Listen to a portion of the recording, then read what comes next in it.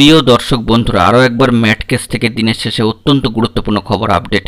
কার্যত ম্যাট কেসে এবার যাবতীয় জল্পনার কিন্তু অবসান। আগামীকালকের জন্য কোর্টের সাইডে অত্যন্ত গুরুত্বপূর্ণ স্ট্যাটাস উঠে এলো। চলুন সরাসরি ইন্ট্রো না দিয়ে আমরা মূল খবরে প্রবেশ করি। বন্ধুরা, ভিডিওটি আর্জেন্ট ভিত্তিতে আপনাদের জন্য ক্রিয়েট করা। ভিডিওটিকে শেষ পর্যন্ত দেখে নেবেন, চ্যানেলটিকে সাবস্ক্রাইব করে নিয়ে সঙ্গে থাকবেন।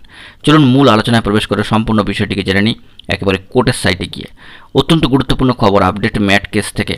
কার্যত দীর্ঘ এক মাসের একটা জার্নি, একটা লম্বা ডিউরেশন অতিক্রম করার পরে আবার কিন্তু ম্যাট কেস ডেলি কজ লিস্টে এলো এবং সেখান থেকে অত্যন্ত গুরুত্বপূর্ণ কিছু তথ্য উঠে আসছে, যার উপর নির্ভর করছে আগামী জুলাই মাসের টার্নিং পয়েন্ট।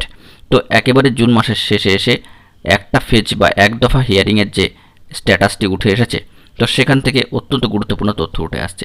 মহামান্য কলকাতা হাইকোর্টের ডেলি কজ লিস্ট আমরা যদি একটু দেখি, তবে এই মুহূর্তে দাঁড়িয়ে কোর্টের সাইটে অত্যন্ত গুরুত্বপূর্ণ স্ট্যাটাস উঠে আসছে 11 নম্বর কোর্টের।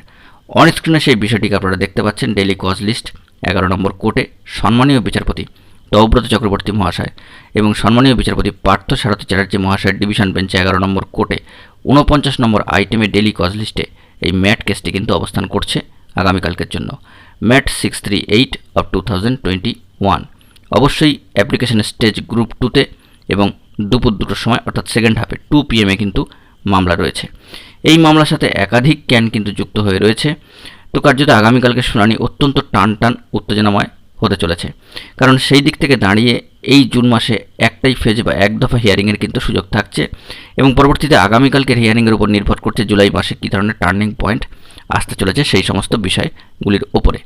তো সব দিক থেকে বিচার বিবেচনা করে বলা যেতে পারে যে স্কুল সার্ভিস কমিশনে কিন্তু ইতিমধ্যেই সাক্ষাৎ করেছে এবং সম্মানীয় চেয়ারম্যান সাহেবের সাথে তারা কিন্তু বৈঠক করেছেন পশ্চিমবঙ্গ আপার প্রাইমারি চাকরি প্রার্থী মঞ্চের সদস্যরা।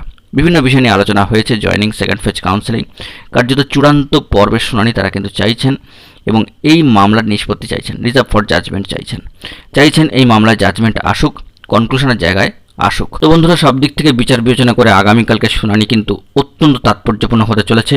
49 নম্বর আইটেমে এই গুরুত্বপূর্ণ মামলা অবস্থান করছে, সেটি আমরা সরাসরি অন স্ক্রিনে লক্ষ্য করতে পারছি। আপাতত পশ্চিমবঙ্গ আপার প্রাইমারি চাকরি প্রার্থী মঞ্চ যে ধরনের উদ্যোগ গ্রহণ করছে এবং কমিশনের সাথে সম্মানীয় চেয়ারম্যান সাহেবের সাথে যেভাবে তারা কিন্তু লিঙ্ক বজায় রেখে চলছেন এবং যোগাযোগ স্থাপন করছেন, তারা চাইছেন জয়নিংয়ের বিষয়টি সম্পন্ন করুক school service commission, second phase কাউন্সেলিংয়ের নোটিফিকেশন প্রকাশ করুক। অন্যদিকে স্কুল সার্ভিস কমিশনও কিন্তু চাইছেন মহামান্য কোর্টের তরফ থেকে নির্দিষ্ট একটা অর্ডার আসুক।